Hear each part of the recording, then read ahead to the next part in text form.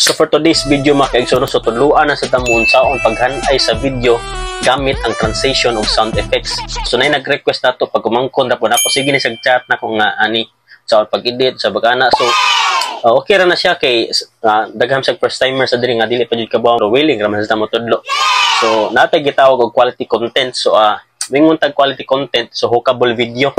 So unya nata mag-proceed ana ari sa tang sa basic editing kay para makabaw jud mo step by step ba. Wow. So karon makita tudloan ta mon saon paghanay sa video. Tan-awa kay tudloan ta mo.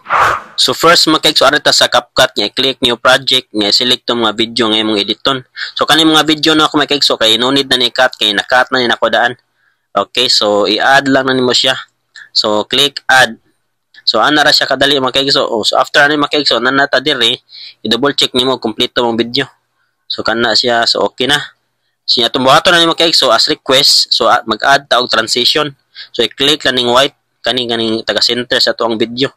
Okay nya mugawas na ni siya. So akong kasagaran gamiton ani makig so kay kaning pull in o pull out. So mamili ra mo ani so pareha ra man ni sila effect. Nya pili lang mo ani so pull in. Okay nya ginahan mo ma-apply sa tanan nga video nimo so i-apply to all. So i-scroll so apply to all. Nya check. So nanana siya sa taga video. So ana mo na siya. So mo na ni effects makaigso. So aron dili boring mo ang imong transition makaigso magbutang tag sound effects para dili siya lain tanawon inig next ba. So magbutang tag sound effects so artas audio. So i-click na ng audio diha. Unya sounds. Okay nya search nimong transition. Okay. So mao na siya. Ya kaninas tumoy i-add na nimo mo igso. I-add na sa butang nimo center. Syempre volume nimo para klaro gid siya ba. Volume okay. So para ma-apply po nimo sa tanan makaigso, i-duplicate na nimong kuan diay imong i-add nga sound effects. I-duplicate na nimo. So arita duplicate. Okay. So drag ra nimo butang nimo diha. I-center jud sa makaigso para kanang timing gid siya inig next ba. Diha. Okay, so duplicate na pod. So balik-balik ka na, mamaor gyapon ang process ani magigso. Ana, duplicate lang gyapon. So nga ana ra siya. Balik-balik ko nimo magigso.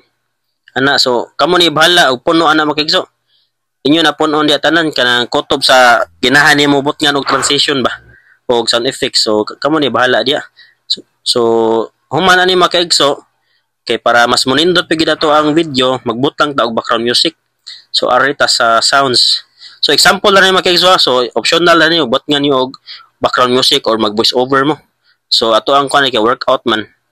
So workout pud ato ng kuan nga background music. Okay, so optional lang ni makigso depende ra niyo og voice over ba ninyo or inyo ba kuan kay nay kasagaran ni mag-copyright mo. Okay, so mo na siya makigso. So na-add na so imo na i-double check. Okay ra ba yung pagka anay.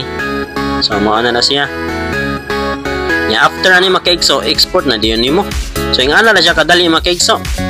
Nya i-check nimo tanan, mo na siya oh. Okay. Mo na siya. So ang uban diya wala to bot ngi kay ato ra man ni siya gi-example. Nya export. So ing ana ra kadali makaigso. So ing ana ra jud sa ka basic makaigso no. So nahinay lang ta hantod nga mag-cut on mo by level.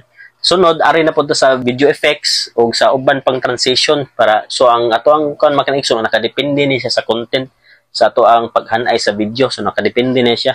So follow for more videos.